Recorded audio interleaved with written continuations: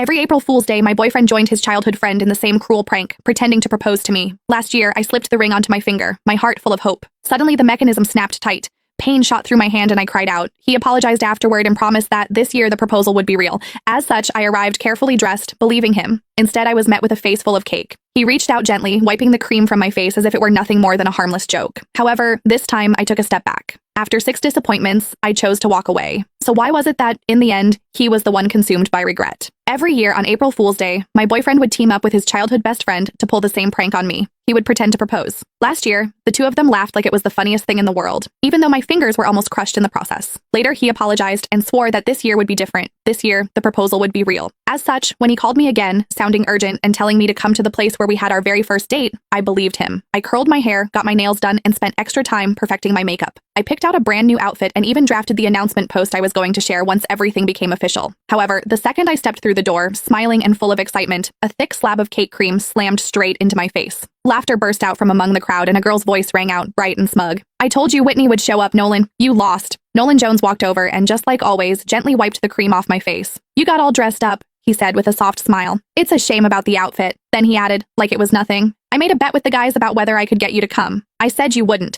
If I won, I'd propose tomorrow. If I lost, I'd propose next year." He looked at me, still smiling. "Sorry, since you showed up, I guess we're not getting married this year after all." I stared at him quietly. "So, you do know what tomorrow is?" He let out a careless laugh. "Of course I do. It's our 6-year anniversary. How could I forget?" The cream clung to my face, sticky and cold. At that moment, something inside me went completely numb. Our anniversary did not even take precedence over a prank, just like I could never beat her. I slipped off the plain couple's ring I had worn for 6 years. "Then let's break up." The sharp, clear sound of the ring hitting the floor cut through the room, and everything went silent. Nolan frowned a little. "Don't make a big deal out of this. It's just some cream. I'll wash it off for you later. You know Sylvia used to go way harder than this. She's already holding back." He glanced at the others. "It wasn't easy getting you here. Don't make it look like I can't even have fun just because I'm in a relationship." Sylvia Lowell made a face, looking upset. "Whitney, it's just a joke. If you don't like it, we'll stop, okay? Why are you talking about breaking up over something like this?" "See, I told you Whitney can't take a joke," someone else said. "You insisted on calling her, now look at what's happened." Sylvia huffed and sat on the couch. The mood shifted instantly. The way everyone looked at me turned cold. She was the only girl in their group, the one everyone spoiled. As long as she was unhappy, everyone would rush to comfort her, Nolan included. The first time I met her, she organized a game of truth or dare. When other people got dared, it was just something a little embarrassing. However, when it was my turn, they asked me to do something way out of line in front of everyone. All I said was that it was too much and I did not like it. Sylvia's eyes immediately turned red and she ran out of the room. Everyone ran after her, Nolan too.